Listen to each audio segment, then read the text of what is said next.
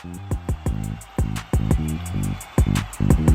be trying to draw the line, but it's a fine line. And I'm drowning out the noise from the sideline. From the sideline, from the sideline, from the sideline, from the sideline.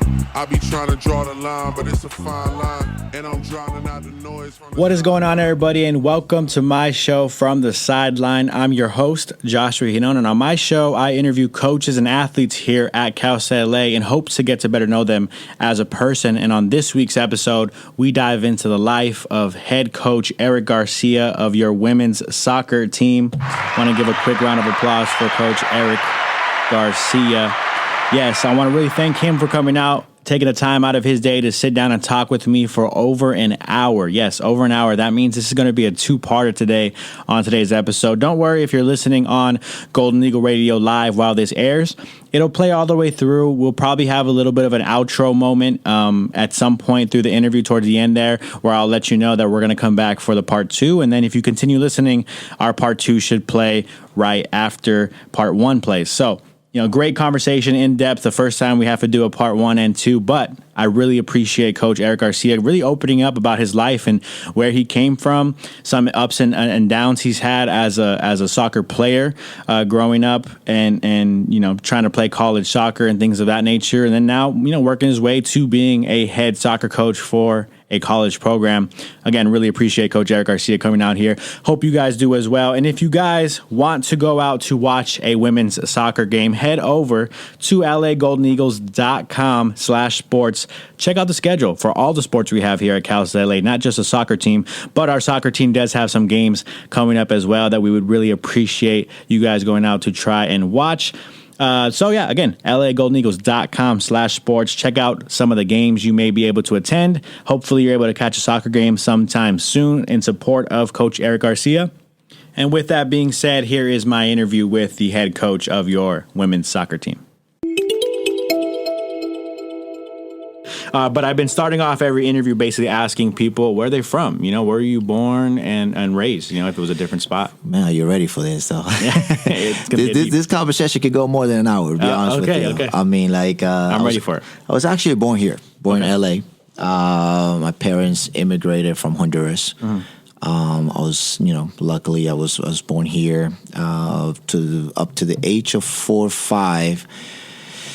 My parents decided they wanted to go hey, you know what, let's go back to Honduras. So we went back as a whole family. We went back. I was 4 or 5, started kindergarten in Honduras and did my next 7 years there.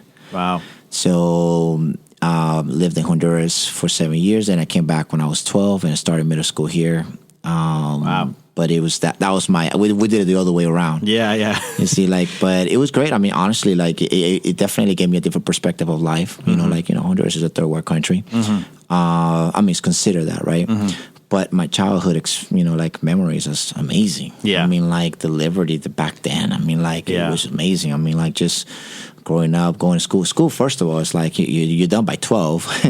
You get home and then do your homework and then play in the streets, man. Soccer is everything. So you play in the streets, then after that go practice with the club and then come back, play in the streets again. Mm-hmm. So you said you finished school at 12 p.m. So what time do you go in? What time do you start? 8 a.m.? 7. Okay. So it was 7 to 12. And that's all the way up to when you were middle school, almost. So kindergarten.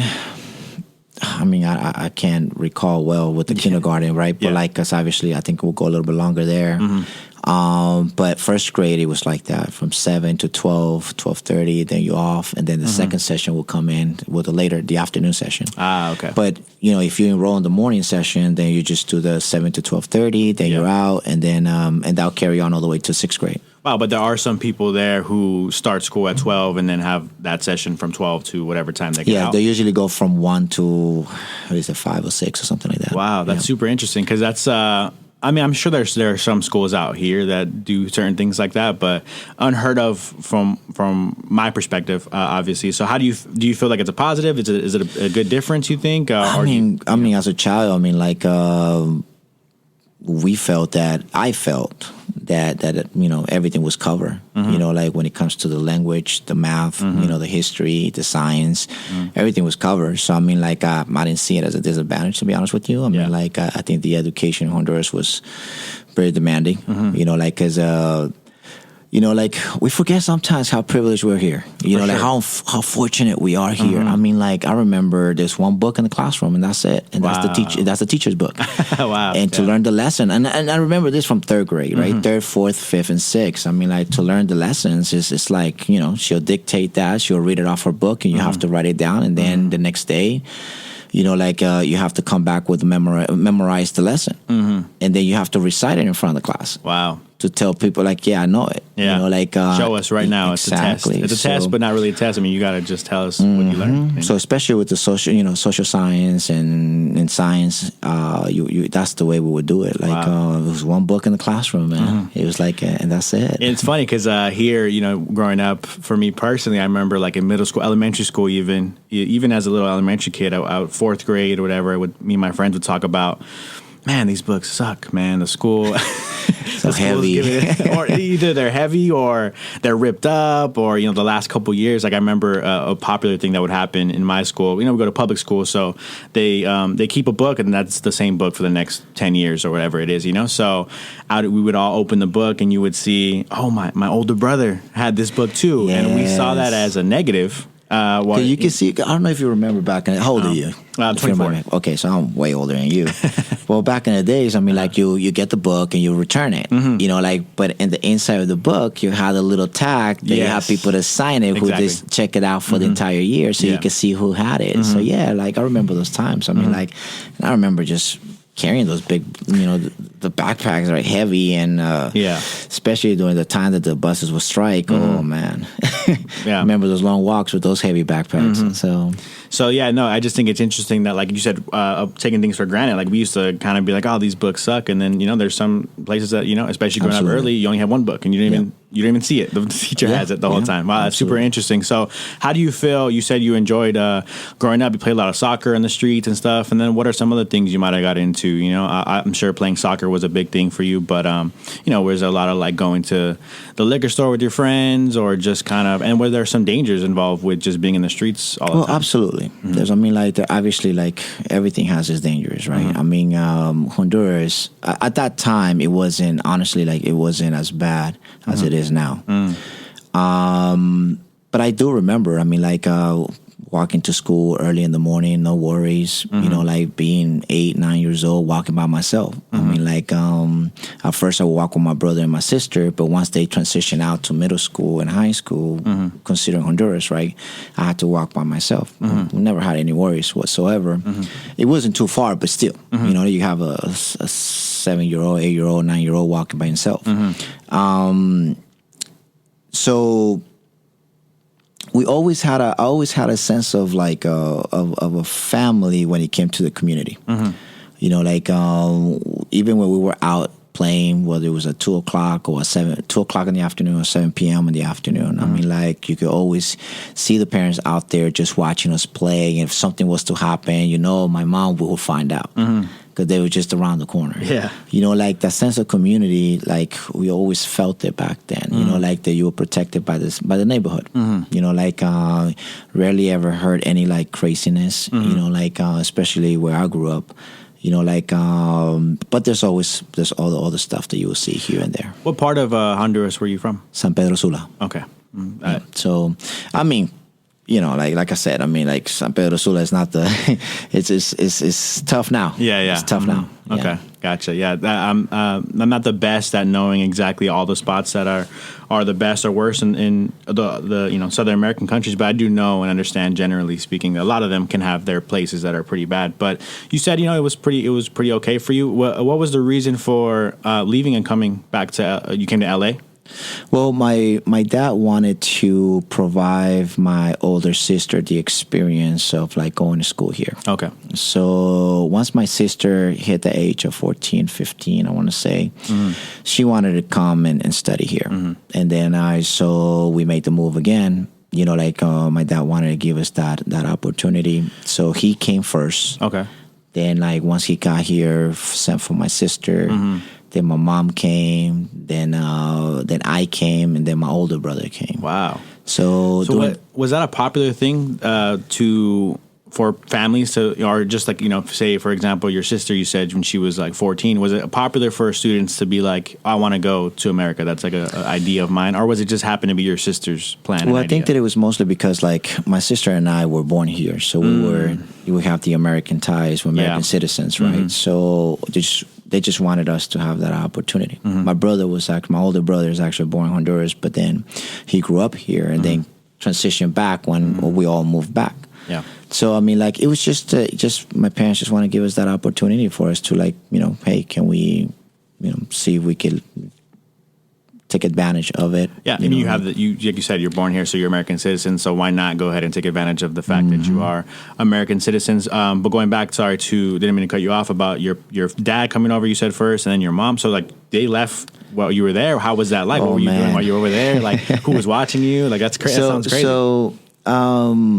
So my dad came first, then my sister, and my mom followed up a little bit after, and then I stayed with my older brother. My brother at the time was 16, and it was just him and I. I was 10, 11, I want to say, and he was at that point, my father as well, and we had an older cousin who stayed with us.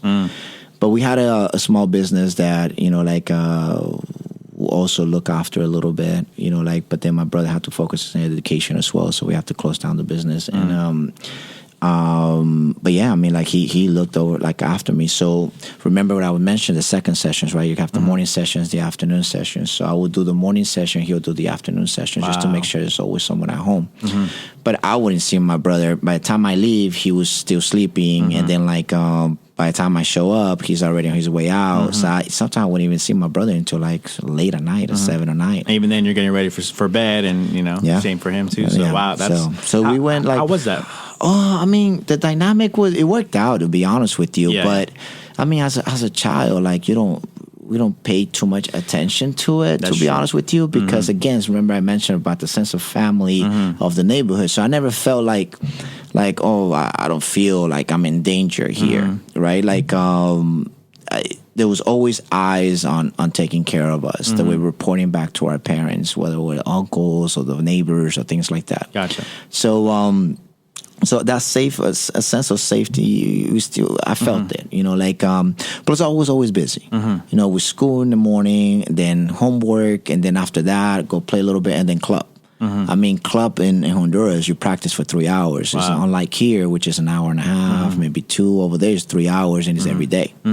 So, like, by the time I come home, take a shower, boom, boom, and my brother will be there by then, and then maybe have some dinner or something, and things like that, and then get ready for the next day. And I think, like you said, as a kid, I don't think we question that stuff more as much as you would as an adult. Like, you're kind of like, you don't think about it, because it's like, this is my reality. Oh, there's nothing to think about. My parents went to America. It is what it is. I'm here. Yeah. And I got soccer to go to and school to go to. So yeah, I didn't have to process the whole thing. When my dad left, he was like, okay, my dad left. I mean, like, it's not like he was leaving the family, right? Yeah. So I mean, like he left, and then my sister left, and then my mom just went, and then we're like, okay, so I guess it's just my brother and I. I mean, like I'm pretty sure that the way it affected me, it probably affected my brother a little bit more, because he was older. He probably understands a little bit better. When I was like, okay, I got my brother here. Where like, I mean, at early age, at 7, 8, I knew how to wash clothes by hand.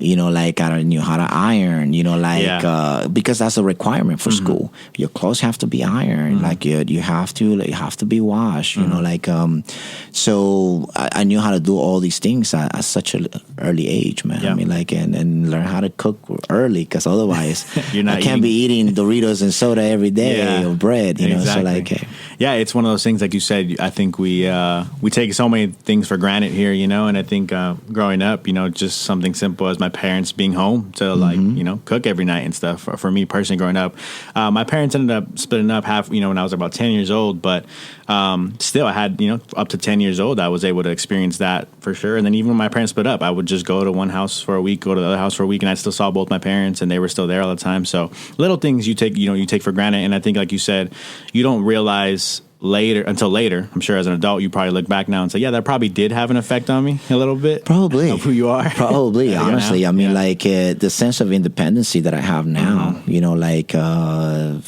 it's now I look back and I'm like, wait, you know, like I know how to do all these things because of that experience. You know, like I don't rely on someone to give me a ride or anything like that. I have to be self-resourceful, you know, like, and get to the places that I need to get to, you know, like regardless and on time. Yeah, and I think that's why a lot of people, especially my generation or even younger, I think especially younger than my generation, I was born in 97, which is, you know, still a young generation for sure. But I think there were a lot of people I know who kind of found their ways to be resourceful. But I'm noticing now, I feel like with the next generation, it feels like it's getting harder and harder here, at least, you know, in LA. People I see around, like my girlfriend's little sister or like my little brother to an extent, they find it harder to, you know, step up and figure things out. Oh, yeah, absolutely. You know, because they've been kind of given, you know, everything. And I don't want to, you know, talk bad on my little brother. Shout out to my little brother. He does his own thing and he's a beast. But, you know, I think there's a little bit, I can start to notice it. And I think our generation needs to understand, like, you know, the older generation, even not, you know, from Honduras, like my parents had to experience that a little bit too of like, you know, my dad grew up in the projects, you know, in LA. So like he had to just figure it out, you know, go out and how to get to school, how to get home and make sure he wasn't doing, you know, things that put him in harm's way and stuff. But our generation can be frustrated with our parents, like, why they don't understand, you know? And yeah, I mean, like the transition, when I came here, the transition was like that too, a little bit. It was, it wasn't in, I mean, it was easier because my dad and my mom are here. But I mean, I got here, I want to say I got here on a Thursday, Friday, and in 4 or 5 days, I was registered to go to school already. Wow. And I kid you not, I mean, my dad taught me how to ride the bus in 2 days, and it was like, all right, here, you're on your own now. Yeah. I kid you not, I was 12. You know, like, and then taking the bus by myself, like, look, if this bus doesn't work, then you got to walk this way and take this bus. It's going to drop you off right here. You need to understand what way you walk and look, you know, over your shoulders, look behind you. I mean, like, there was no bike. There was no not take the bus. You know, like, and a few times took it with my mom too as well. Because I want to say during that time, we didn't have a car. We didn't have a car, so it was public transportation all the way through. Do you have those moments now where you know, talk to some players or whatever, and you're kind of like, what? That's your problem? That's your worry right now? Oh, man. I think about it sometimes, you know, like, but, you know, in my position now, it's like, it's more about like, hey, look, let's look at it from a different angle. You know, like, what can you do? You know, like, what options do you have? You know, like, and so they can figure it out on their own. I mean, with my son, I'm a little bit more like that. I mean, like, well, hey, you know, like, because his mom and I were separated, right? So, like, ever since little, I always taught him, like, let's take the bus. You know, let's walk to school. You know, like, because what happens when one day I'm not there? You got to be able to, like, you know, be able to just get to school. Now, where we live to where mom lives is probably about an hour difference. Wow. You know, like, so I told him, okay, like, if I'm not available and you want to go see your mom, I mean, like, what buses will you take? You know, like, or what train will you take? You know, like, and he figured it out already, so he's good. I mean, like, but I always have, like, you know, since I want to say, since he was 8, I started teaching him, you know, like, just in case. You know, never know. And I'm going to start doing the same thing with my 2 younger ones, too. So do you get frustrated at all by you know, your older son? Maybe sometimes I don't want to do that, you know, Dad, whatever. I don't really want to. Or is it kind of like he learned at a young age? He's a good kid. Okay, he's a good kid. I mean, like, he rides to school, his bike, he walks, he enjoys it. I mean, like, he's never, like, every time I even offer, hey, do you want to ride? And he's like, nope, I'm good. You know, like, he enjoys those moments. I think he started to understand, like, it's a beautiful moment. You know, just to walk and enjoy it. I mean, like, sometimes it's hot, but but, you know, that's part of you know, day-to-day stuff. But, like, and I just hope my little ones they enjoy it too one day, you know, once we get to that point. Yeah, for sure. So going back to you came over here right when you came. You said you registered for school. You were about middle school, almost high school. So how was that transition? You know, you had a weekend to think about it, and then boom, you're at school. What was that like? It was tough, man. It was tough because, I mean, like, born here, left to Honduras. You know, like, you're learning how to speak English, and then you go to Honduras, a Spanish-speaking country. Lost the English, came back. Now I'm fully transitioned to Spanish, no English whatsoever, and now here go to English. Man, I cry. There was a few nights that I cried. I don't want to say few. It was more than that I cried, that I just couldn't understand what the teacher is telling me or what she's trying to teach me. I mean, like, I was able to get around the math and all the other stuff. That was easy. But, like, once it got to the language and arts, it was tough. Yeah. It was tough. And it was a tough transition, to be honest with you. I mean, like... Yeah, I can only imagine. I think a lot of people forget that part of, like, you know, growing up. There's always like English classes, you know, growing up, even locally, especially where I grew up. It was a more Asian dominated community, so a lot of people who spoke Chinese and Vietnamese at home, and they would come and try to learn English. And you know, it's kids, so you know you don't really hold it against them anymore. But you know, I had classmates who'd be like, "Oh man, like you know, like with this, you know, you look at these students differently for some reason, and it's like they're just like us. They just don't speak the language. Yes. Imagine if we were thrown into, you know, I don't speak Spanish, unfortunately. If I was thrown into, you know, my family's from Guatemala. If I went to Guatemala, you know, when I was in middle school, I probably would have freaked out, you know, having to, you know, not know any Spanish and then try to adjust. I don't know how people do it, you know, and you did it. So it's I can only tough. imagine. Yeah, it's tough. I mean, like, I could just recall. I mean, I ask my sister sometimes, "Hey, can you help me with this assignment?" You're like, "Nope, you'll figure it out." You know, like, it's not like I was getting, and then my dad was, you know, learning the language too as well. I mean, like, just like you said it. I mean, like, thanks to ESL, because you know, like, obviously that transition helps. But the way I solved the situation, because at that time, honestly, like, I didn't know if soccer was a thing here. You know, like, because I didn't see it. I mean, I grew up in South Central. Okay.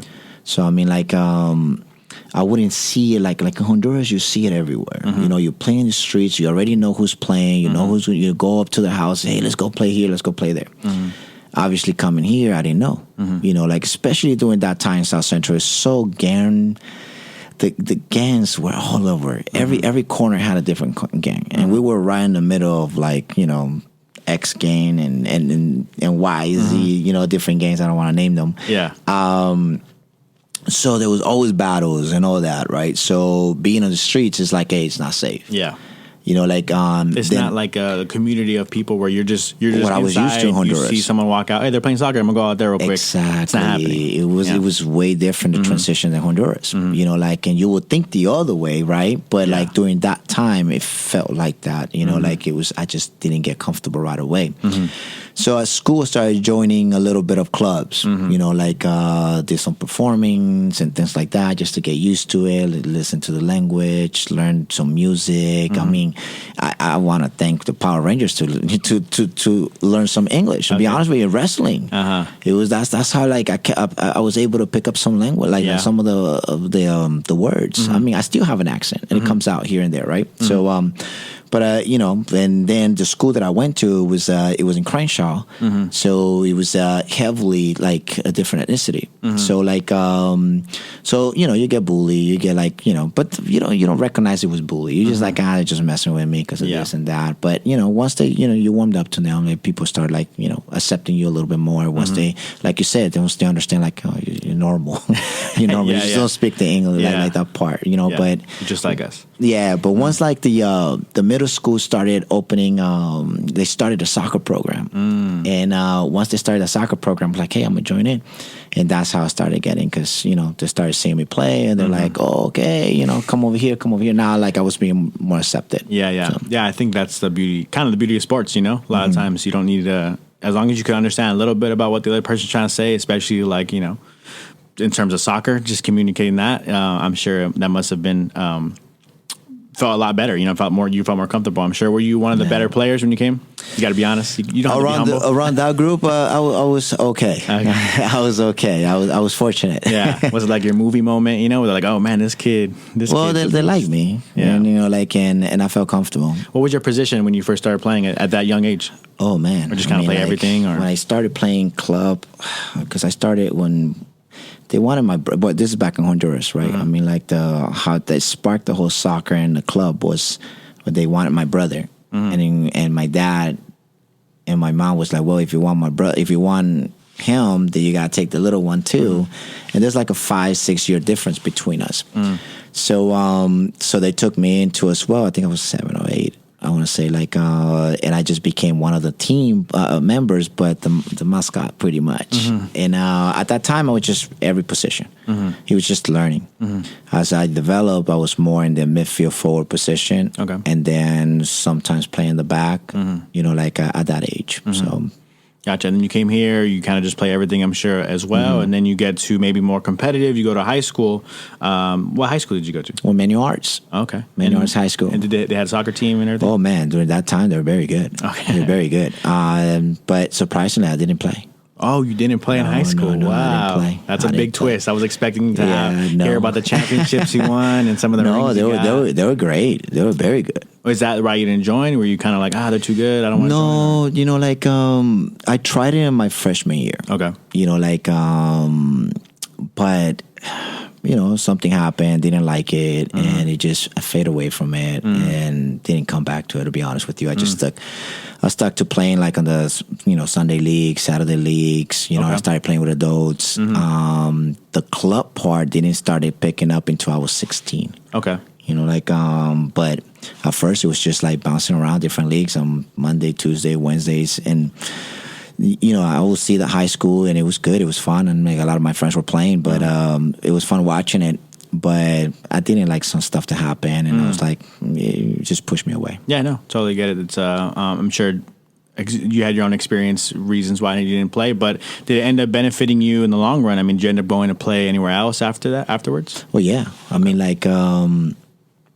it didn't stop me from getting recruited or anything like that, because I continued playing outside and continued playing and that's how I got recruited to go play club. And once I got recruited to play club, I got exposed more. And at first I thought that soccer was just what I saw, like the Saturdays and Sundays of 41st and Compton, or McKinley and Vernon, or 60 something and Gage. I mean, I thought it was just that. But then, one time playing with adults, playing against this guy, he was like, "Hey, look, my dad is looking for this kind of position. I think you'll fit well." I was like, "Yeah, sure, whatever." And the next time the dad is there watching me play, he invited me to go play club, and that's how I ended up playing club.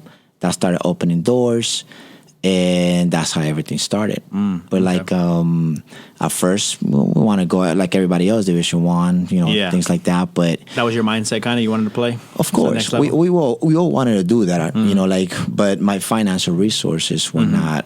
I couldn't do that. Totally we went the community college route first, and then from there got recruited to go to play NAIA. Okay. And then and that's how it happened for me. Before we get to that level, I wanted to ask, did you play any other sports growing up? Did you maybe when you came over here, you're like, okay, I got introduced to playing some basketball or something, maybe I'm some American football? Basketball. Too short for basketball. Yeah. High school, they wanted me to play football. Ah, okay. Even though I'm too short for it. I mean, the running back position doesn't have to be too big, as long as you're fast. The football coach was like, hey, I seen you play out there. Will you consider football? And I'm like, no, thank you. Yeah. Did you know a lot about it, or was there any reason why you were deterred from it, or was it kind of just like, I don't know the sport? So. I didn't know much about it. Yeah. I just knew there was, hey man, catch the ball, run, and you're gonna get hit here and there, and you're gonna get hit hard. So I mean, I didn't mind all that because I love the contact. Yeah. But it didn't attract me. It just say hey, that's a passion of mine. Do you feel at this point, obviously looking back, I mean, not that it's a regret, but did you ever wish, maybe I wish I tried another sport? Or was it kind of nothing you ever really thought about? Not really, to be honest with you. Because I play for fun. Yeah. A little baseball here and there, but nothing to feel that passion like I do with soccer. Totally get it. Yeah, I understand. I'm the same way with basketball. I played all sports growing up, and then when I got to a point in middle school where I was playing basketball every day in the street, for at recess, lunch, whatever, I was like, this is it. This is all I want to do. I would play football and stuff on the side. I think I always had a little bit of a passion for football, basketball, but I was so skinny. I'm not skinny anymore, but I was so skinny in high school and even in middle school that I was like, I don't know. I don't want to just, break an arm or a leg out there, So I'd rather just stick with the less contact, play some basketball. But I totally relate to that. I was talking to a volleyball player last week about having that passion for a sport. And she was like, yeah, she wanted to be a gymnast, realized she was too tall, started playing volleyball and fell in love with volleyball now. So I think it's like one of those things, once you find that niche or whatever, or however you want to say it, you kind of stick with it and just keep going. So you started playing. You said you went to community college. What community college did you go to? LACC. Okay. LACC. And you played there? Yeah. How many years? I was there for 2 seasons. Okay. So honestly, I was ready right after high school. I was ready to join the military. Okay. And had a change of heart. Last minute. And decided not to. Okay. Took a break, started working, and then fell into like a small depression, to be honest with you. I mean, I guess that sense of like, what am I doing with my life? For sure. I think a lot of people can relate to that around especially that time. High school. Yeah. So, I mean, fell into a small depression and, a couple of friends helped out, sicked out, and then I got a phone call right before their season was about to start. And they're like, hey, we come over here and play with us. We're doing tryouts. So it's like, it was like a Wednesday or Thursday. The tryouts are almost over. And so it's like, look, I'll go for fun. Just to go play and go run around. Wasn't even in my, didn't even cross my mind to consider let me try out for the team and see if I can make it. So I just went, showed up, practiced, boom, boom. Coach comes after and he's like, hey, what are you doing? I was like, nothing. He's like, well, will you consider it? And I was like, wait, what about everybody else who tried out for the whole week? And it's like, no, we would like you to join us. We're like, okay, cool. What do I need to do? Follow instructions and all that, register for classes and all that. And bam, that's how it started for me at LACC. Wow. And first year was a little bit tough, right? Adjusting to the college world because now you're playing with men.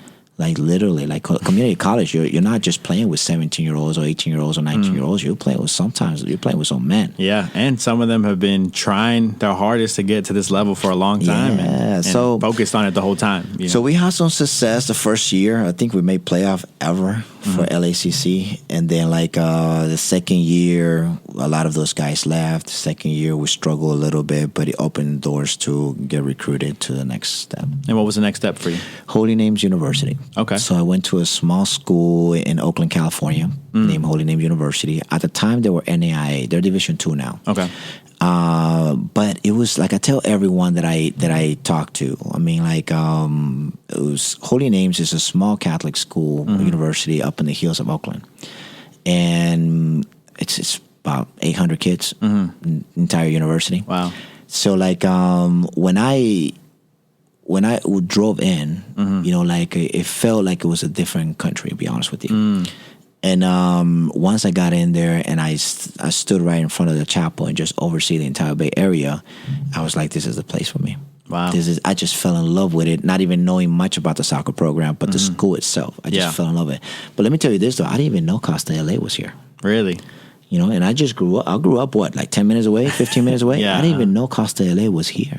That's interesting. Yeah. So, and we could come back to it later. Yeah, but I mean, I heard of things, but Costa LA, but I never knew the amazing programs that Costa LA has. I mean, if I would have known that back then, I probably would have taken a chance here. Yeah, for sure. But yeah, I mean, but it works out. I mean, Holy Names is just, it was an amazing experience that I had there, and I needed that. Being from the inner city, South Central, experience everything that I experienced. I mean, we literally grew up in the middle of gang wars, and going through the riots and all this and that. I mean, I just needed something different. And not that Oakland is not much different in LA, but that area itself, it was just it just felt different. It was a change. And then I'm sure, at that point in your life, when you go from feeling kind of directionless for a while, and then you end up finding a place where, okay, you're going to come here, you're going to play soccer. It's a new place, new city, and you're on your own. That must have been a great feeling for sure. Oh man, packing up. My family didn't even know when I was packing the car. My mom was like, "Hey, where are you going?" And I'm like, "College." Remember I told you? Oh, I thought you were joking around. Like, Wow. no. I mean, like, took off, and I mean, like, literally, like, I probably have like $80 in my pocket, and, Wow. and that's it. Yeah, that's big time right there. That kind of experience I never had personally. Like I still live, at home and stuff, and I think nowadays it's so tough to just kind of get out of the house now. It's just everything's so expensive. But I think that must have been a great experience. I mean, for sure, scary and Oh man, I mean, like, just like my experience when I transitioned from Honduras to LA, the first 2 weeks. I mean, like, because when I got there, I'm excited. We meet the team and all that. We're practicing, and then I get a call. I'm like, the coach calls me into the office, and he's like, "Hey, Erik, we made a mistake. You're not going to be eligible to play the first semester." Oh, okay. So it's like, wait, like, I can't play. Yeah. And he was like, "No, but we're gonna grant your, we're gonna still honor your scholarship." So I was like, "Okay, like, I'll tough it out, and then, like, see if. But we want you to stay here. We want to see you, finish up with us, graduate from Holy Names and all that." So I'm like, "Okay, great." First month, man, I mean, like, I want to say, like, I got on the phone a few times and cry. Because I was like, what's my purpose? Like, what am I doing here? Like, why am I here? Yeah. Like, I wanted to play. Yeah. I mean, now you're not playing, got to just focus on school. Exactly. And that's how I fell in love with the school even more.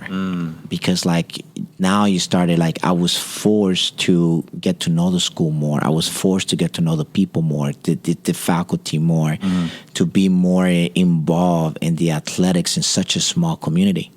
Like, so I loved it even more. Like, and then there was a change of coaching. A new coach came in, and that definitely transformed my life. Okay. For the better or for good? I mean, like, coach, you just felt like the coach was, At first, I didn't like him. Like, just like every other coach, sometimes, changes are good and bad. I mean, like, but at first I didn't like him, but he was a winner. Like, he was a guy who knew how to win. He knew how to get to the point that he wanted to get to. First year, it was a small squad. Like literally, we probably had about 18, 19 players. Like, typically, how many players you usually have on a college roster? I mean, traditionally, you're looking at between 28 and 35, somewhere around there, right? So, like, so it was a small team, and then here comes a new coach, and he starts bringing all the international players. So, like, and then our roster went from 18 to like 30 something. Wow. So at first I was like, man, this guy, he was tough. He was mean, and like, we didn't see the bigger purpose of it, right? We just saw the immediate things, like I'm working hard, I'm this and that, I'm not being praised, and things like that. But new coach, he's going to bring in his own players. He's not going to even try and give us a chance. Yeah, well, sure. I was one of the few that he actually kept. Okay. Like everybody else, he was like, okay, you're not good enough. Wow. Like, so that's how it was back then. Like, you're not good enough. Okay, thank you so much. We're not going to honor that. Like, and have a good day. Yeah. Like, so I was blessed. He kept me, honored my scholarship, and then a new group came in. Like, Swedish, German, Japanese. Wow. Some from Mexico, some from Ecuador, Colombia. I want to say Colombia, right? It was good. Like, it started. Now you started like, okay, we can relate a little bit, right? Especially with my background. And then we go ahead and started a little bit rough at first, but then like we ended up our first year, we ended up being 5th in the nation. So it was a good team. I mean, like, very talented. It was a learning experience, man. Yeah. So like, and that the same year is when I found out I was going to be a father. Oh, okay. So like, I want to say I report into camp. It was like August 15 or 16. I reported at camp. And then by the end of the month, like early September, I get the phone call me like, hey, yeah, congratulations. So I'm like, ooh.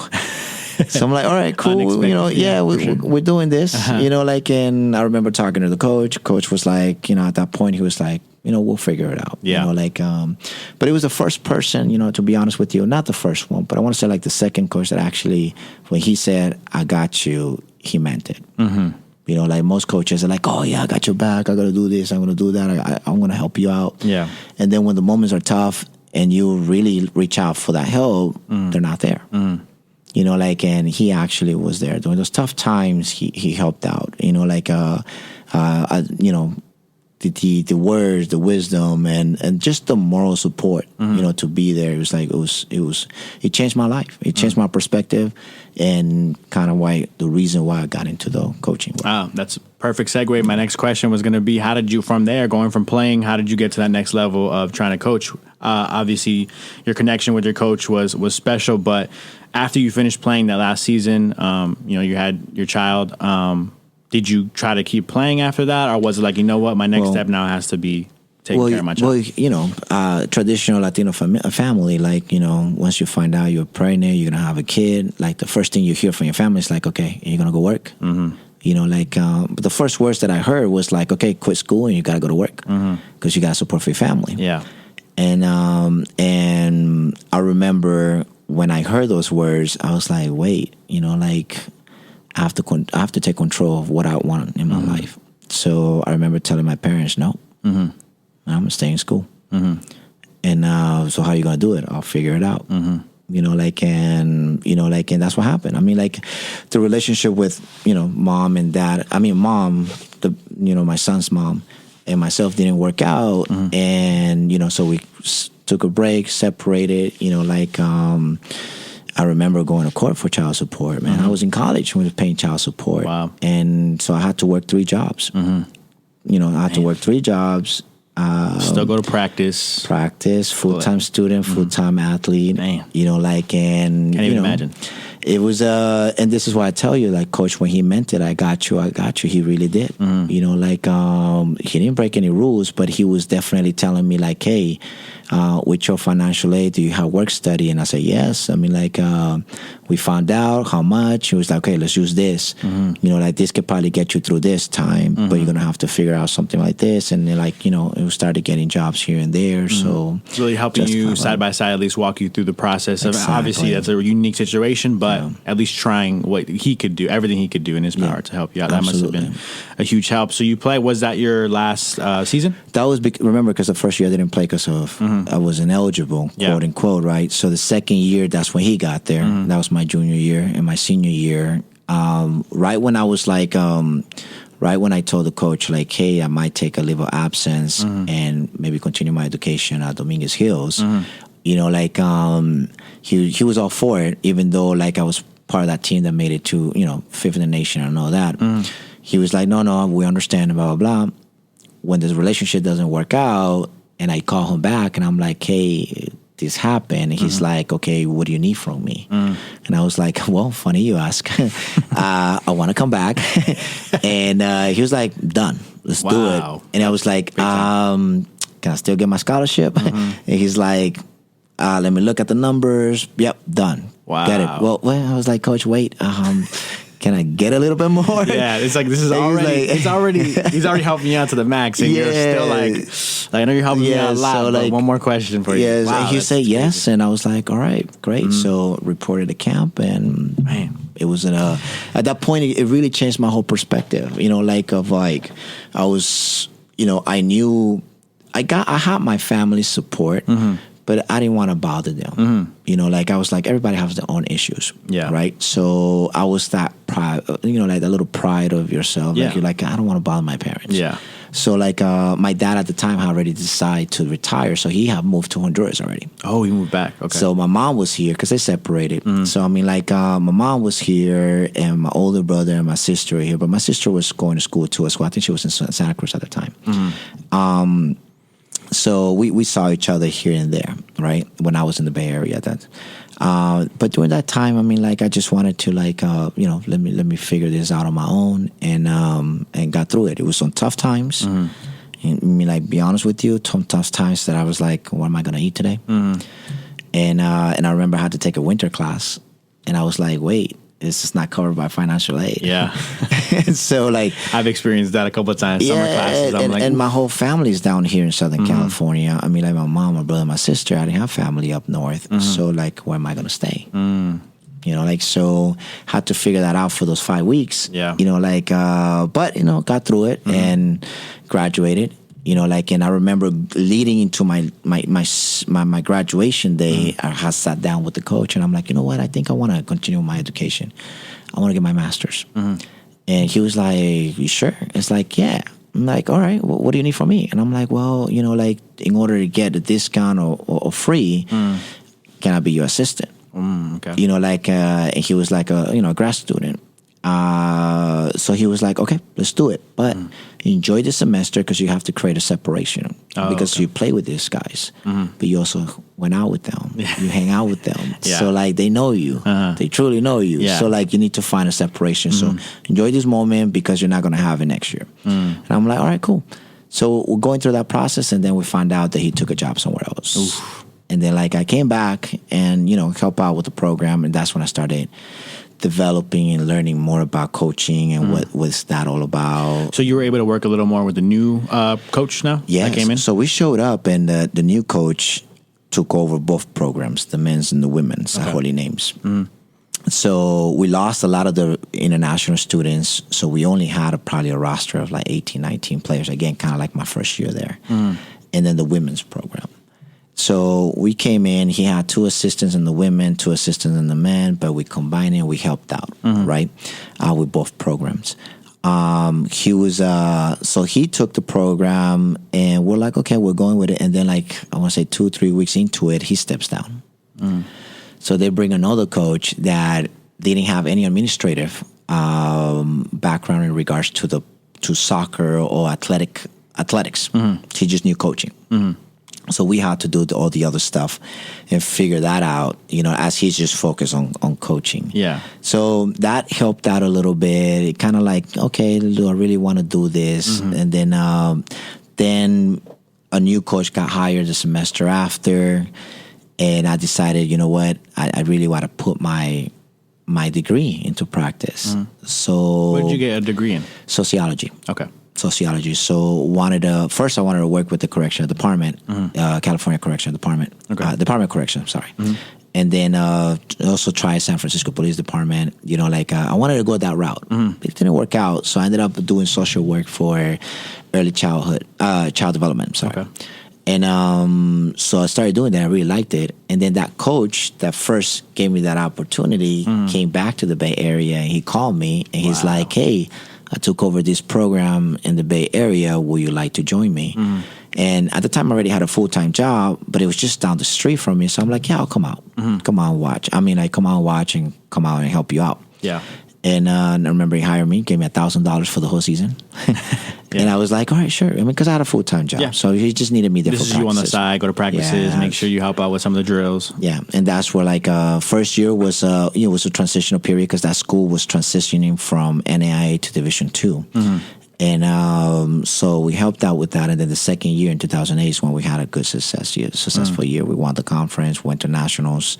Wow. And that opened up the doors to other, to other opportunities. That's where he applied to a job at a school nearby, Pomona. Okay. And he gets hired there. He knew I was from LA. So he's like, you always talk about going back to your son. Yeah. So do you want to go with me to LA? And I was like, sure, let's do it. And that's how I ended up in the system, in the CSU system. Okay. So I started at Cal Poly Pomona, coaching in the men's side for 2009, 2010. And was that while you're leaving, you had to leave your full-time job, I'm assuming? Yes. That's when I transitioned fully into just coaching. Now they're going to pay you a little bit more money Yes. for you to actually be a full-time coach. Okay. Yes. Gotcha. So you came over here to Cal Poly, and then from there, how'd you make your way down to Cal State LA? Well, went from Cal Poly 2009, and then the season 2010, and then 2011 I went to Kansas. Was there for 6 months. Because it was an experience. You learn a lot. I was an associate head coach for men's and women's soccer out there. So what was the school? Kansas Wesleyan. Okay. So I was there for 6 months. Came back. Had the opportunity here. That's when the coach from Pomona decided that he wanted to try a different school. So he applied for a different school, took a job at San Bernardino, I want to say. Okay. And then that opened the door to apply for Cal Poly Pomona men's head coach. Oh, okay. So got that job late. So the team reported, I want to say the 13, 14, getting hired until August 17. Oh, okay. So I got there 3-4 days later, right? So and I only inherited whatever he had. But that's when I knew I was I really like this, because it was, I'll be honest with you, I think I won 3 games and lost everything else. Wow. but it was a management part of it. And at the time, as I was the head coach for the men's side, Isabel Harvey was the head coach on the women's side. So she saw how I was working with the guys, because back then we used to travel together. So both teams would travel on the same bus. So wherever, like, because we played double headers, right? So she knew how I managed the team. I didn't have a full-time assistant coach. I wasn't able to get one. It was so late. So I had a few part-time people that would travel with me just for management purposes. So she noticed those things. And then, like, my contract didn't get renewed, right? And then, obviously, I didn't have a good season. But she did. Yeah. She had a good season. And when Costa LA decided to separate the programs, with Chris Sham and I used to be the head coach for both, and they decided to separate the programs, Chris took the men's side, so they were in search for the women's side. And they offered the job to Isabel Harvey. So Isabel Harvey, knowing that I'm from LA and how I did my job, how I did things. She liked the way you coached. Yeah, so she was like, hey, I want you to join me. And you being from LA, closer to your kid, will you be interested? I said, absolutely. Came on board. And this is one of your first times, obviously, coaching at Pomona. I'm sure you heard of Cal State LA. But of course, because we played against each other. Gotcha. Yeah, so but this is now, you're one of the first times coming and, like, First time me stepping on this campus was in 2009 when we were playing Costa LA. Oh, wow. It's crazy. How was that like when you came? Were you like, what? I didn't know this was here. I know. Were you kind of like upset at that point? I was like, what a beautiful setup. Yeah. Because going to Holy Names, it gives you that experience of a small school, right? And then going to Pomona, it gives you an experience. Just coaching there, give you. Cal Poly Pomona is, at the time, I'm not sure if it still is, third largest campus, state campus in California, right? So coming here, it's like a combination of both. Yeah. Like you're sitting up on a hill. It feels like a private school, but it's big enough to feel like that mid-sized university. Yeah. Exactly. And that's the part that, like, me being able to experience the small side universities at the three institutions prior to Pomona, it gave me that feeling, and when I got here in 2009, and played the first game here against Costa LA, I was like, wait, what was this all along? This is a nice setup. The stadium overlooking the valley. Sitting up on the hill, it's beautiful, man. Yeah. And so that was your start. I'm sure a little bit of like, wow, Casa LA's nice. I could see myself here. Then you start working here, and you started working here what year? 2013. Okay, and you're an assistant coach. And how long were you an assistant coach here? I was an assistant coach to Isabel Harvey all the way up to fall of 2019. Okay. I'm sorry.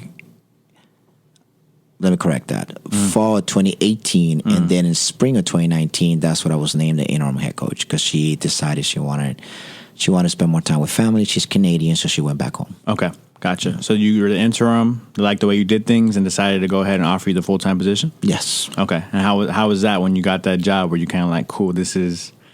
It's different. It's different when you go from an assistant coach to a head coach. It's different. You got to put your own stamp. And my experience at Pomona really definitely helped me develop what we have developed now, and we're still developing, right? Yeah, 2019. Pandemic hits. You guys didn't have too much soccer, I'm sure, during the pandemic. Oh, we didn't do anything. So so during Isabel, when Isabel was head coach, obviously my job was to support, to assist her. She gave me a lot of freedom, because she seen me work for 3 years, so she know what I was capable of doing, and my the recruiting aspect and all that. So she gave me a lot of freedom, right? But it was her show, and if she wanted certain things done, it was her show. So my job was to provide full assistance to her and whatever she wanted to do. Once the opportunity presented itself, I remember the day that she came to the office. It was like, okay, Erik, I decided to step down. Do you want the job?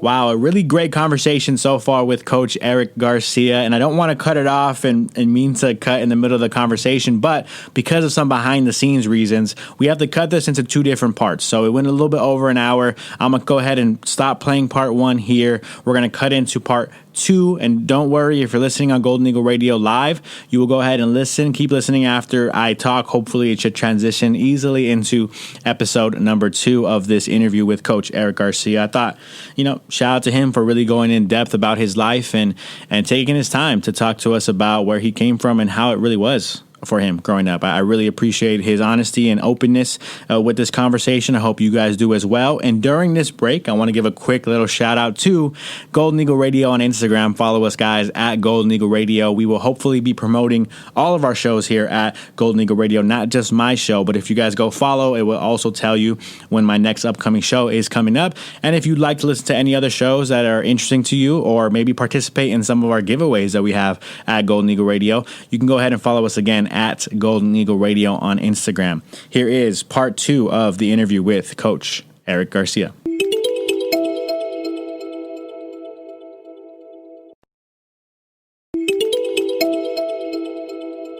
And I was like, oh, well, yes.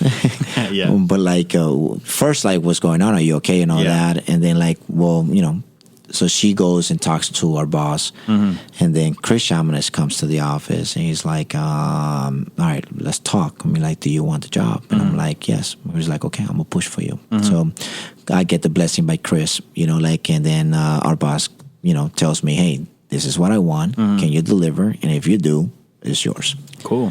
And we had a successful season that year. I think we were ranked in 2019, we were ranked as high as number 10 in the country. Wow. And then we went on to nationals and lost in second round against the team that ended up being the runner-up in the country. Okay. So pretty good season. Did you, when you came, you're the head coach. Was there a big difference from going from men's to women's? Because I'm sure that there's a difference in general of how to coach, how to approach being a coach, the practices you run. Did you feel there's a difference, and did you feel it was a hard adjustment to make for you? It's night and day. It wasn't a hard adjustment. It wasn't. But I really enjoy the women's soccer. They want to learn. They're eager to take the information and apply it. Yeah. The men's side is a little bit different. It's just, egos, competitiveness, and all that. I tell people, I'm kind of dabbling in coaching a little bit. I just got hired to be a high school coach, actually, basketball coach. Nice. So, yeah, a little private. Good luck. Thank you. It's a private school, but it's going to be all girls basketball. So I was excited, and so when people ask about the difference, I never coached men, boys, men, whatever, but I always knew that I kind of would prefer coaching women's because just exactly what you said. I just feel like the ego is a little bit less. For some reason, as dudes, we just kind of have that ego built into us. It's just it's hard to let go of it. And I remember when I was in high school, I started a freshman. I was like, yep, I'm going to go to the league. And I was 5'10", thinking I'm going to go to the NBA. And it didn't happen, obviously. But some people, for some reason, they can't shake that. And you keep going. I'm sure to the college level, I'm sure the men's soccer could be very difficult to deal with sometimes. Yes, everyone is like, I'm going pro. Exactly. Which is great. It's okay. I mean, there's a place everywhere. Yeah, and push for it. And push for it. Try to get there. We always say that, right? Yeah. There's a place for everywhere. You could go and try out. Just because you didn't start every game for us, let's say, it doesn't mean that you can't play pro somewhere. There's a very good story, and this is what I heard, but I could be wrong. But there's a very famous Brazilian player that ended up being.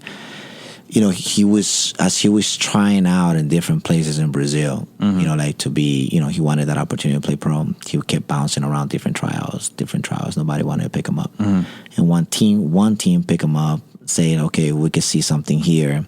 Gave him a shot, and he ended up World Cup champion, captain of the Brazilian national team, an amazing, person. Yeah. And it was one of those things where wait, no one wanted to take a chance on this guy.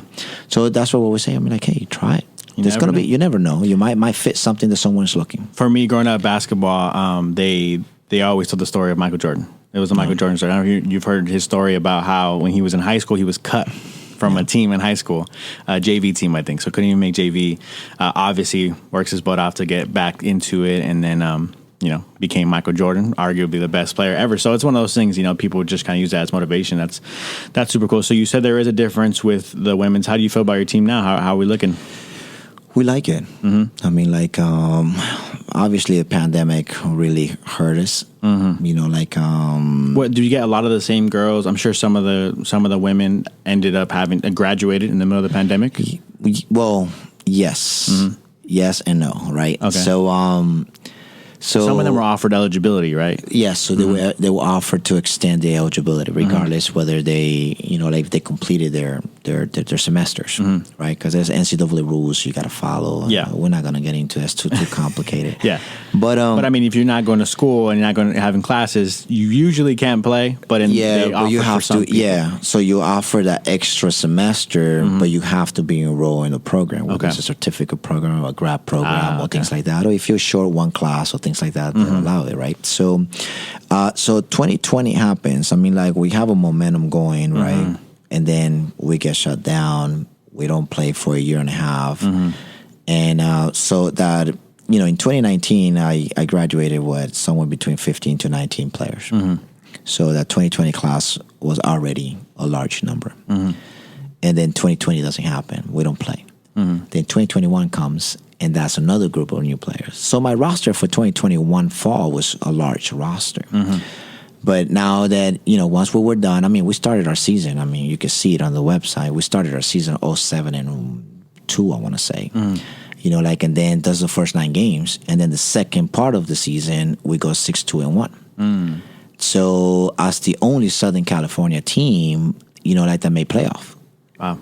You know, like the other teams in our conference didn't. So I mean, like, and I did it with such a. I mean, we did it. I'm not gonna say I. Yeah. The coaches. I mean, because it was a lot of work from everyone, and you gotta give the players a lot of credit because they're the ones that actually turn it around, right? When we just tell them, hey, X's and O's, and you guys, you know, figure it out. Yeah. So like, so they go ahead and like they turn the season around. You know, like, but. We had majority of those players return for this year.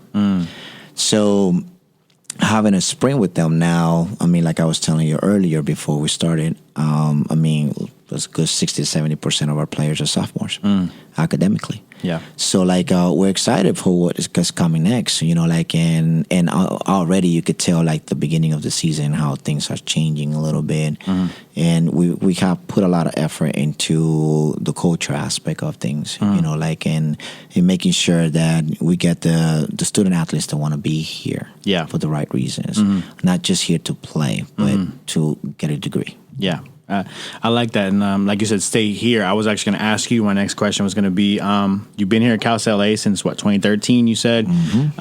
Is this kind of your home for now, or do you have any plans, aspirations? I know you have a sociology degree. Do you think like maybe you might go change your career at some point? Do you have any kind of side dream on the side or something that you're like, you know what, I want to get to coach one day for, you know, the LA Galaxy or something like that, you know? Do you ever have that kind of aspiration, or is it kind of right now you're here and you want to stay here? To be honest with you, I mean, like I finally found a place in Cal State LA that I could call comfortably home. And not that I'm going to get comfortable, right? Because I still got to work hard every year. But I like the people that I'm surrounded by. I like the purpose of the university. You know, like, and I like what we service and what we want to do here at Costa LA. You know, like, and so I don't, to be honest with you, I coach at the PDA level, I coach at the USL level. You know, like, if I was to be driven away to do something different, it's probably because Honduras calls and they want me to coach for them for the national team. Yeah. But other than that, I have no, like, honestly, I don't have no desire to go and coach at LAFC or LA Galaxy. Not because they're not great institutions. They're amazing. You know, like, but I think my purpose in life is different. You know, like my purpose in life is to serve these kids, these young minds, and help them in life. Yeah, you know, like and just preparing for life. Yeah, I interviewed the volleyball coach here, Coach Juan Figueroa. I don't know if you've spoken with him. Yeah, he's my neighbor. Yeah, he was a great dude, great interview, and you know, he said similar things of like, you know, he's been offered jobs, you know, other places, and Cal State LA is where he wants to be. And the reason why I asked that and the reason why I emphasize that is because, you know, the whole point is I want people to listening to know, like, not only do we have talented coaches like yourself, talented players, like some of the players that we have out there playing every day, working hard, trying to, you know, represent our school.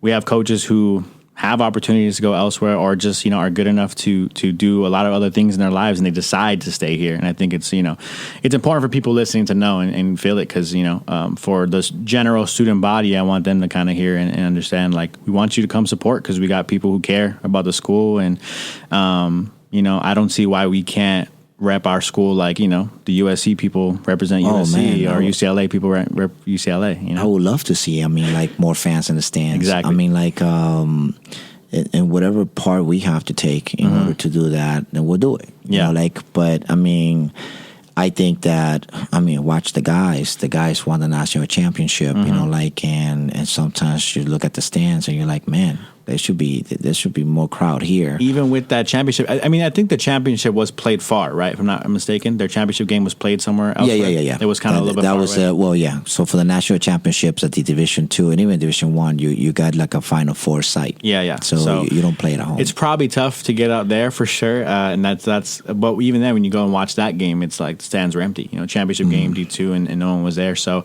you know, the hope and the goal is to get more people out there for sure. And shout out to people who do support. I mean, we do. Absolutely. There are a lot of people who support all the time. You know, I mean, our crowds are getting better. To be honest with you, I've seen some very good crowds, but would love to see more. You know, like and we know. I mean, we're it's tough sometimes. We got commitments and all that. But it would be nice to see some people in the stands supporting our schools, supporting our girls. I mean, like they go through a lot. I mean, like, it's not easy to be a student athlete. You know, like, you think that you get all these perks, but in reality, like, you working. You know, like, it's a full-time job pretty much. Because not only are you have to be on top of your academics, because there's a specific standards that you got to, you know, comply to with the NCAA in order to play. You also have to serve in the community. You also have to be at practice. You also have to take care of your body. You also have to, you know, have good communication with your professors. And some of them are like, you know, they have to work. Yeah. On top of all that, you know, like, and just imagine all the stuff that you go through and I go through, but on top of that, they have to do the soccer responsibilities that comes with the NCAA. This is my last semester here at Cal State LA. Only semester I've done a radio show, because it's a lot of work. You know, it's a lot of work, and it's like, cool. I wanted to get this in as my last semester here at Cal State LA. Thank you, Joshua. Thank you, man. for sure. But the whole thing is for the experience for me too. But also, I mean, it's you know, it's like you said. I'm just doing a simple radio show where I sit, ask a couple questions, and you know, I'm not gonna downplay it. It is a lot of work, but at the same time, imagine an athlete who also maybe, what if they had interest in doing something like this too? You know, sometimes it's tough for them to go out and do clubs and do things like that just because they don't have the time. So yeah, you want to give a shout out to the players and being student athletes and having that good balance.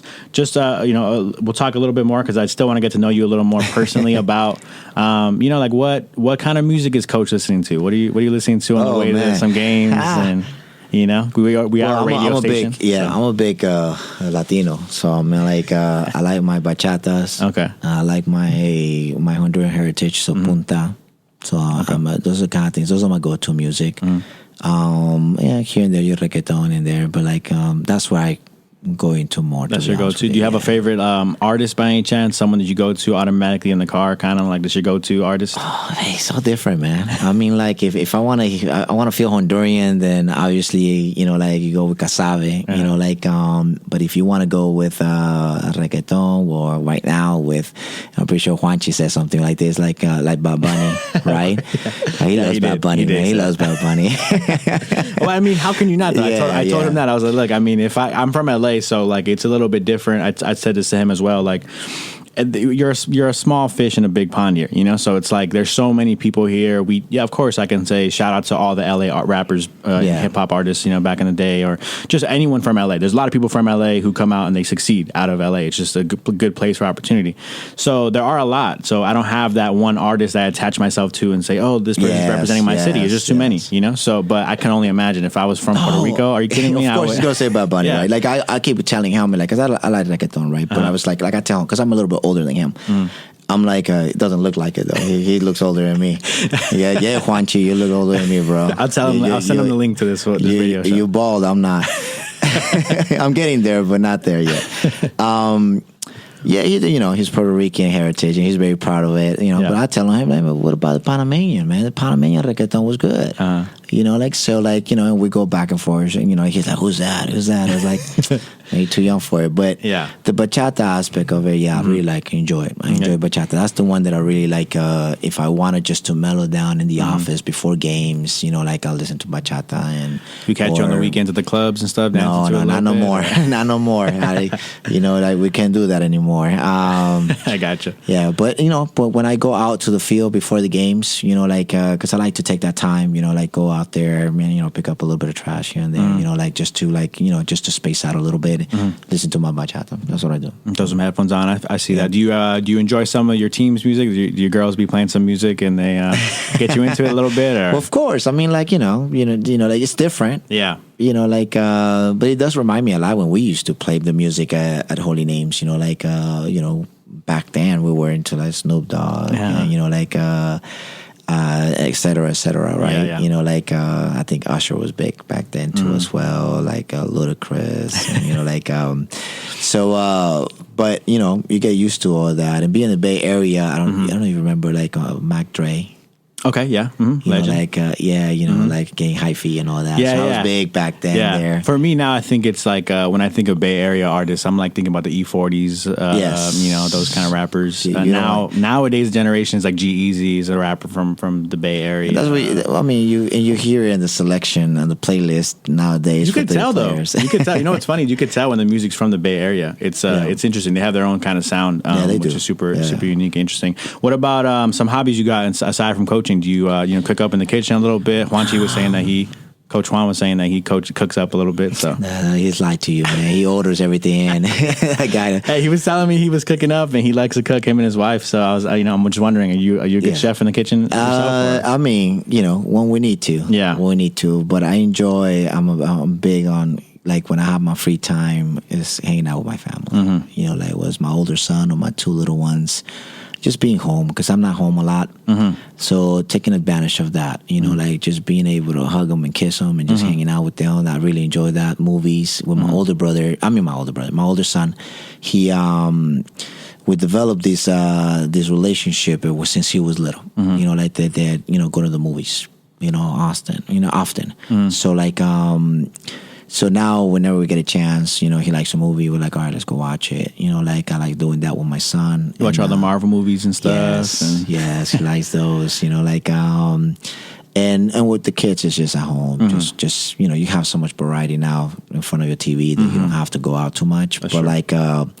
But now my daughter started to play soccer. Now I wanna just go and watch and be a parent. I don't want to coach her. I don't want to tell her anything unless she asks me for advice. Even though I'm dying to give her some. You're going to give her some. I want to, but I just want to enjoy. I just want to be a dad. Yeah, I just want to be a dad. And the same with my son. My son is about to start playing soon too. But even then, being a dad is a part of that. Is embarrassing your kid a little bit on the sideline and yelling at them a little bit, coaching them up. Because my dad was the same way. He would every single game he would have this moment where he would be yelling at me in the game. He's the only one I could hear in the stands. Right, I hear him yelling at me. After the game, he's giving me my advice, and then the next couple of days, he's like, "Man, next time I'm not going to say anything. That's it. I'm not going to give you any advice." Next game comes around, he's yelling the same stuff. Man. He's yelling out. You can't help it.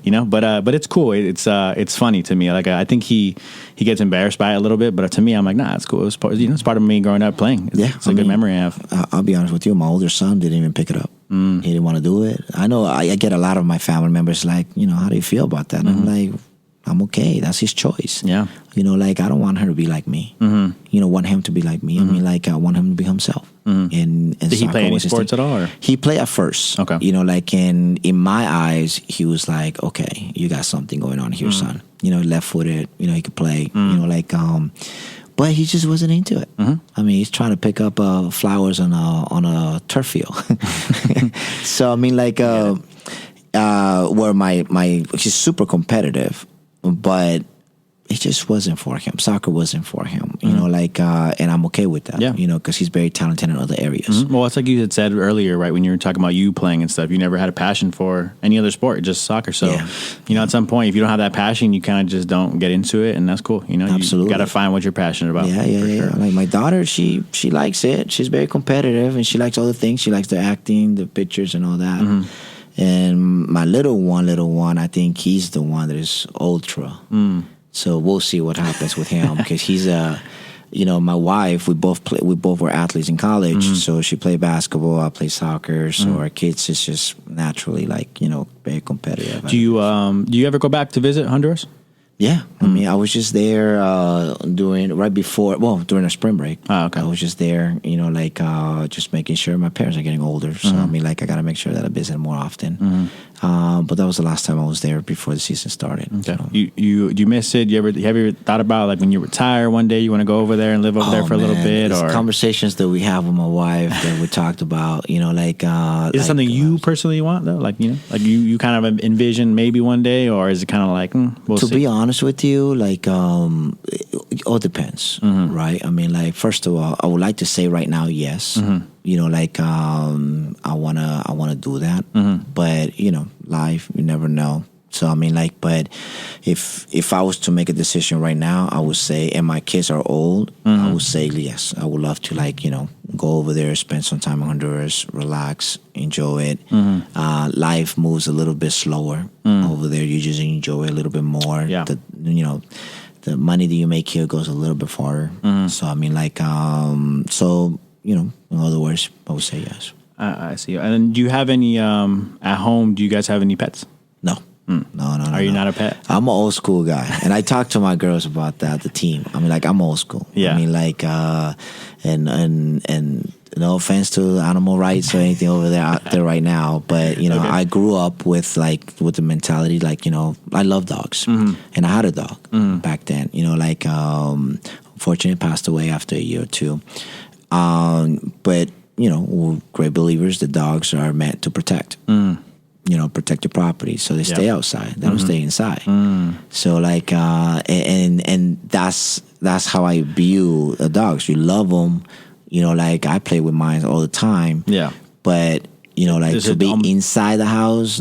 There's a reason you have the dog, and it's not necessarily specifically to be your best friend and cuddle up in the bed with them. Don't get me wrong. I mean, like, I respect everything. Like, and I think they're, when I go and visit my friends' house and they have they have dogs, I play with them. But I'm old school minded where the dog belongs outside. Yeah, I got you.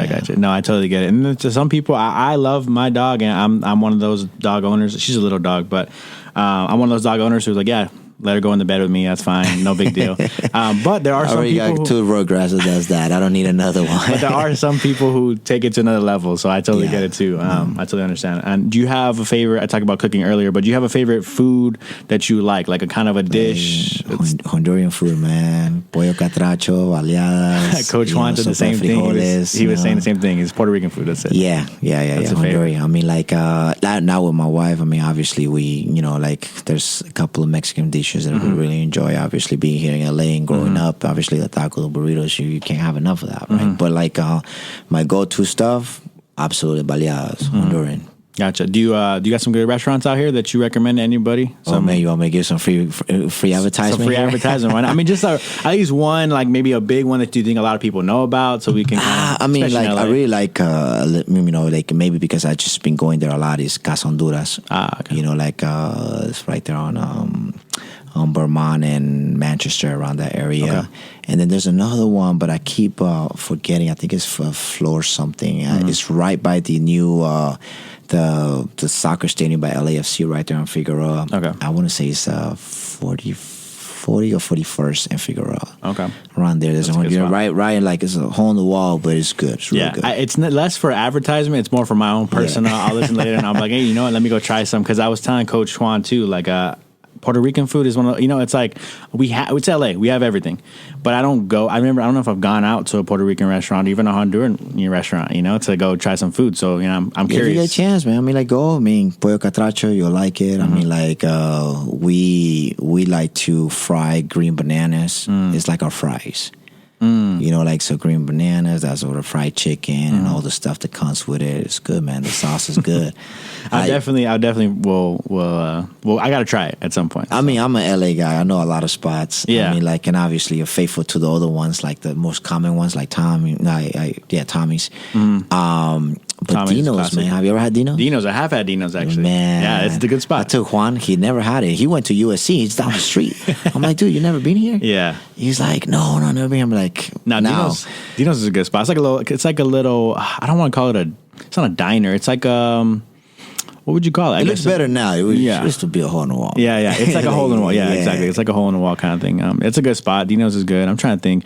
I mean, now what's popular right now, if you're a fan of like hot chicken, Nashville hot chicken, like spicy kind of like basic fried chicken, they got this spot in Chinatown. It's called Howlin' Ray's. I recommend it to everybody. Howlin' Ray's. It's a 2-hour wait most times. You have to wait in line for 2 hours. But I'm telling you right now, it's the best hot chicken. It was on the news. Yeah. It was on the newspaper. Everyone talks about it. Chinatown, yes. I actually was on, I don't know if the show ever aired anywhere, but I was there with a couple buddies of mine, and a camera crew was there, and they were like, it was a small crew, but they were like, we're trying to do this show about, is it worth the wait? And so they're asking people in line if it was worth the wait. They interviewed us on the show, and we were like, yes, it's worth the wait for sure. We used to go before the pandemic. Now I think they're opening up again, so you can go line up. But before the pandemic, it would be, my friends and I would go Friday morning, 9 a.m. They open at 11. You get there at 9. Wow. Just to be first in line, basically. Wow. One of the first in line to get the chicken. Best chicken I've ever had in my life. Best chicken sandwich I've ever had in my life. I'm super Americanized, though. Americanized when it comes to my food, though. I'm just, I grew people up ask here. me for burgers. Like, what do you like? I like Tom's Jr. Yeah. And I know people are like, I mean, like, but Tom's Jr. is like my go-to burger. Tom's Jr.? Yeah. Where's that? Oh, man, they're all over the place. Is it like fast food spot or? Yeah, there's the one that I like to go to is the one on Manchester and Fig. Tom's Jr.? Yeah, TOM. Wow. Yeah, Okay, I never heard of that. Yeah. Tom's Jr. I thought you were talking about Tommy's earlier when you were saying No, Tommy's is different. Yeah, Tommy is different, right? Yeah. But Tom's, so that's it. If you're an LA guy, you gotta know Tom's, man. Jr. Yeah. That's crazy. Oh, man. I'm trying to think. You know what? Jim's Burgers is popular around where I'm at. Jim started, it was, I want to say it was after Tom's, but like I don't know. I Jim's grew up Burger with is that, one of those because it's like a franchise, I guess, but it's like its own little burger But the same stand. with Tom's is the same. They Okay. have multiple ones all Tom's over the Jr. place. See, I gotta try that. Yeah. So I'm super Americanized with my food though. Like it's bad. I'm just like, give me some fast food stuff, whatever, or just burgers, hot dogs, pizza. That's my go-to. Man, we could talk about. I mean, the Cuban food over there in Venice. Really? Never been there? Venice Beach. No, but it's on Venice. Like it's on the way to Venice Beach. Okay. But it's on Venice. I think it's called Mercedes or Versailles. Versailles. I think it's called Cuban. Man, it's good. This is why I want to know. I want to know the restaurant so I can go to them for sure. I got to start trying some stuff. But we're coming to the end here. Thank you so much, Coach, for everything. Do you got some games coming up? Do you know off the top of your head your schedule in the next couple of days? This weekend we play Wednesday against Biola at 7 p.m. here on campus at the University Stadium. That's going to be a good game. Mm-hmm. Biola and us will go back and forth all the time. And then this might air. Let me think. What's today? Monday? This might come out next week, so we'll talk about some after. You said September 14th, Saturday, September 17th. You guys got a game. Yes, that one's going to be important too as well. Point Loma Nazarene, they rank nationally, and then the following weekend, September 23rd. Yeah, right? we open our regular season. Our regular conference. So we're playing at home against Monterey Bay on Friday. And then we play on Sunday against Dominguez Hills, who is a game that most people say is a rivalry game. Okay. So that will be a fun one to watch too as well. Both games are going to be fun. There you have it. There was my interview with Coach Erik Garcia, your Cal State LA women's soccer program head soccer coach. Really appreciate him coming down here, taking the time to talk with us and explain a little bit about his life and where he came. I think he had a very interesting, unique upbringing and the way he found his way back to LA, coaching soccer here at Cal State LA when he at some point in his life wasn't even aware that Cal State LA was a school. I thought it was very, very interesting to hear about. So, with that being said, if you guys would like to go to a women's soccer game, again, they have a game coming up September 23rd. That is Friday at 7 p.m. versus Cal State Monterey Bay. And then Sunday at 2 p.m. versus Cal State Dominguez Hills. Coach Erik Garcia said that is probably a rivalry game or considered a rivalry game to a lot of people who watch Cal State LA women's soccer. So go out and watch a big-time rivalry game on a Sunday afternoon. Go support our women's soccer team. We'd really appreciate it. I would really appreciate it for sure. You are listening to Golden Eagle Radio. Follow us on Instagram at Golden Eagle Radio so that you can see some of the upcoming shows that we may have. Maybe not just my show. There are a lot of great shows here at Golden Eagle Radio. So again, follow us on Instagram so you can get updated with any of the shows that end up being promoted through our Instagram account. I'm your host, Joshua Giron. Until next time, I'm out.